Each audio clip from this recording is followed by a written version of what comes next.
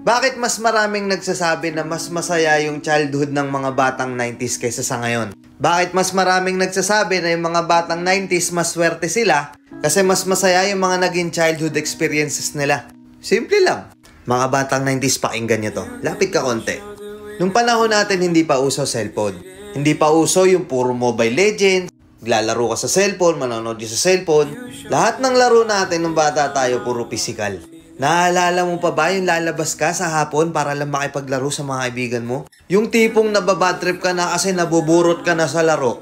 Pero tuloy ka pa rin kasi masaya ka makipaglaro sa kanila. Yung tipong lalabas ka ng alas 3 ng hapon hanggang alas 6, hindi ka na pwedeng magpagabi kasi mapapalo ka. Pero yung maiksing oras na yun para makapaglaro ka, pakiramdam mo ang haba-haba na. Naalala mo pa ba? Pag galing mo sa eskwela, madaling-madali ka kasi may papanoorin ka pa.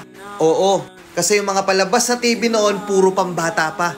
Puro cartoons, may mga anime pa. Nakakatuwa kasi yung mga palabas noon talagang nakakatulong sa bata. May Matinik, may Hiraya Manawari, may Siniskwela pa.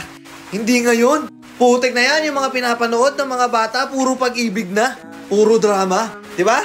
Mapapang umaga ka man o panghapon ka man sa klase, makakapanood ka. Naalala mo pa ba?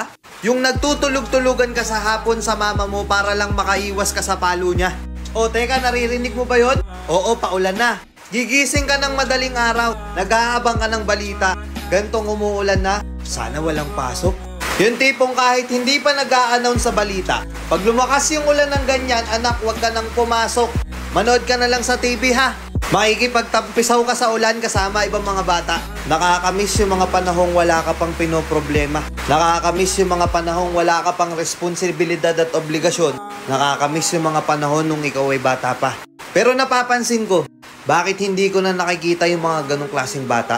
Sa tuwing lumalabas ako, napapansin ko napakatahimik na ng iskinita. Hapon na, oras na ng paglalaro nila. Pero bakit ganon wala ng mga bata? Nasa na sila? Napokus na sa kaka-cellphone. Hindi na lumalabas ng bahay. Mas minaigi na lang nilang mag-cellphone at manood ng mga bagay na wala namang kakwenta-kwenta.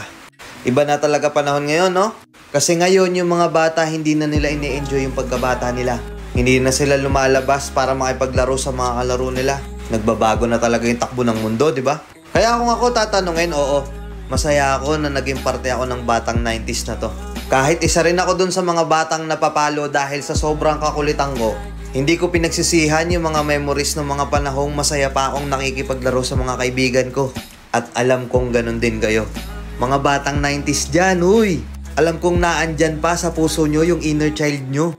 Tatanungin ko kayo, mas masaya nga ba talaga yung mga panahong hindi pa sikat yung teknolohiya sa mundo? Ayun, mga pangarap naman yung mga binubuo natin. 15 years ang lumipas sa buhay ko, ganun na ganun ako nung bata ako. So ayun, napakabilis ng panahon. Ngayon, pangarap naman yung binubuo natin. Alam mo yung wala tayong iniisip dati, kahit ano, na ngayon pangarap naman yung iniisip natin. 'Di ba?